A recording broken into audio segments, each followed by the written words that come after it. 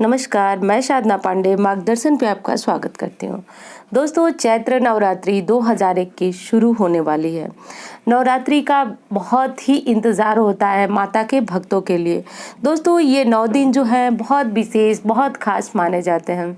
ऐसी मान्यता है शास्त्र की कि इन 9 दिनों में अगर माता दुर्गा की भक्ति, आराधना, साधना पूर्ण श्रद्धा भक्ति से कर ली जाए तो माता भक्त के सभी कष्ट हर लेती हैं। इसको करने के लिए आप व्रत भी रख सकते हैं और 9 दिन ब्रह्मचर्य का पालन रखें और अन्न का त्याग करें और इस प्रकार माता की आराधना करें। अब व्रत रखने का ये अर्थ बिल्कुल नहीं होता है कि आप मिथ्या भाषण करें, चुगली करें, निंदा करें। इन सारी चीज़ों से भी आपको बचना चाहिए। इस वीडियो में आप जानेंगे कि इस बार चैत्र नवरात्रि कब शुरू हो रही है और कब से कब तक है। प्रतिपदा तिथि यानी कि कलश स्थापना जिस दिन हमको करना है वो कौन सी तारीख है और इसका जो पारण का समय क्या है, किस दिन हमको पारण करना है। दोस्तों, पारण के समय में बहुत सारा मतभेद होता है कि किस दिन हमें पारण करना चाहिए। तो ये सारी जो जानकारी है आप इस वीडियो में प्राप्त करेंगे। चैत्र नवरात्रि दोस्तों माता की आराधना का विशेष दिन माना जाता है। वैसे तो आपको पता है कि नवरात्रि वर्ष में 4 आती है, पर 2 नवरात्रि जो है प्रत्यक्ष रूप से हम सभी मनाते हैं और 2 नवरात्रियां जो है गुप्त रूप से मनाती हैं।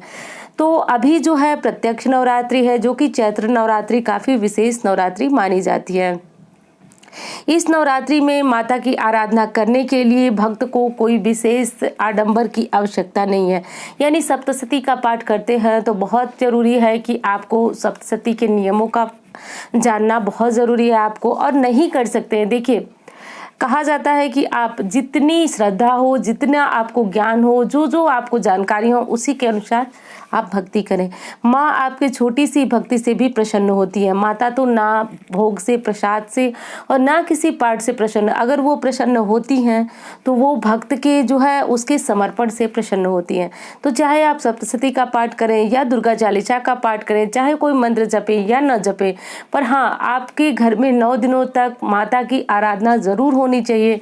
संभव हो तो कलश जरूर रखें। दोस्तों, कलश रखना आप सभी को बहुत भारी लगता है। आप बोलते हैं कि कलश रखना आवश्यक है या नहीं।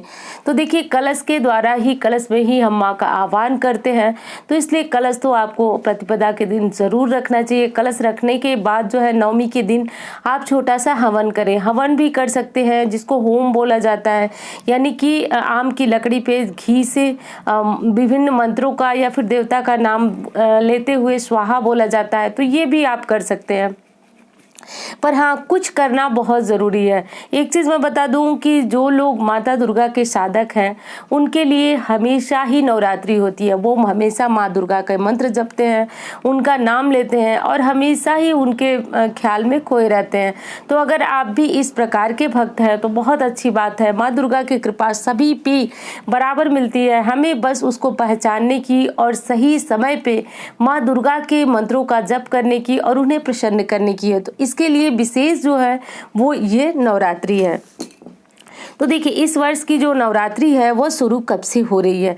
वह नवरात्रि शुरू हो रही है 13 अप्रैल से, यानी जो 13 अप्रैल आने वाली है उस 13 अप्रैल से शुरू हो रही है। समाप्त जो है 22 अप्रैल को है।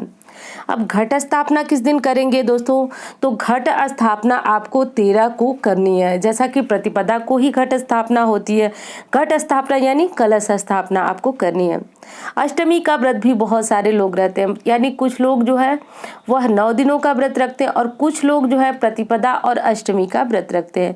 तो जो लोग प्रतिपदा का व्रत रखेंगे वो 13 अप्रैल को रखेंगे। अष्टमी का व्रत जो है वह 20 तारीख को यानी 20 अप्रैल को रखा जाएगा। अष्टमी माँ गौरी का दिन होता है। तो बहुत सारे भक्त जो है 9 दिनों की व्रत के बदले एक दिन प्रतिपदा और एक दिन अष्टमी का व्रत रखते हैं। तो जो लोग अष्टमी का व्रत प्रतिपदा और अष्टमी का व्रत रखेंगे वह 13 और 20 को रखेंगे। 21 अप्रैल को रामनवमी है। दोस्तों, एक बहुत बड़ी दुविधा होती है कि पारण किस दिन करना चाहिए। तो देखिए, जो लोग प्रतिपदा और अष्टमी का व्रत रखेंगे वो नवमी तिथि में पारण करेंगे, यानी 21 अप्रैल को पारण करेंगे। परंतु जो लोग 9 दिनों का व्रत रखते हैं वह 22 अप्रैल को पारण करेंगे। इस संबंध में बहुत सारी भ्रांतियां हैं कि किस दिन पारण करना चाहिए। तो ये चीज़ मैं बिल्कुल स्पष्ट बताती हूँ कि जब 10वीं तिथि लगे तभी 9 दिनों के जो व्रतधारी हैं उनको पारण करना चाहिए। इस बार दोस्तों माता की सवारी जो है घोड़े पे मानी जाती है, यानी कि भागवत पुराण में लिखा हुआ है कि माता के अलग अलग दिनों के अनुसार अलग अलग सवारी होती है। तो इस बार जो है मंगलवार को माता का प्रतिपदा तिथि मनाई जा रही है और मंगलवार को है, इसलिए घोड़े पे माता की सवारी मानी जाती है। तो अलग अलग जब सवारियां होती है माता की तो अलग अलग इसके लाभ या फिर हानि बताई गई है। तो इस बार बताई जा रही है कि बहुत सारा विद्रोह उथल पुथल की स्थिति होने वाली है। तो माता रानी की कृपा के लिए हम सभी को प्रार्थना करना चाहिए माता रानी से कि हमारे ऊपर, देश के ऊपर किसी भी प्रकार की विपत्ति से माता बचाएं। तो इस प्रकार की आप कामना जरूर करें, प्रार्थना जरूर करें दोस्तों। तो ये है माता रानी के आप जो नवरात्रे शुरू हो रहे हैं उसका शुभ समय। एक चीज बता देती हूँ दोस्तों कि जो लोग 9 दिनों का व्रत कर रहे हैं वो इस नवरात्रि से पूर्व ही अपने बाल, नाखून, शेविंग जो भी करना है वो कर ले, क्योंकि नवरात्रि के दिनों में इन कार्यों को करना वर्जित माना जाता है।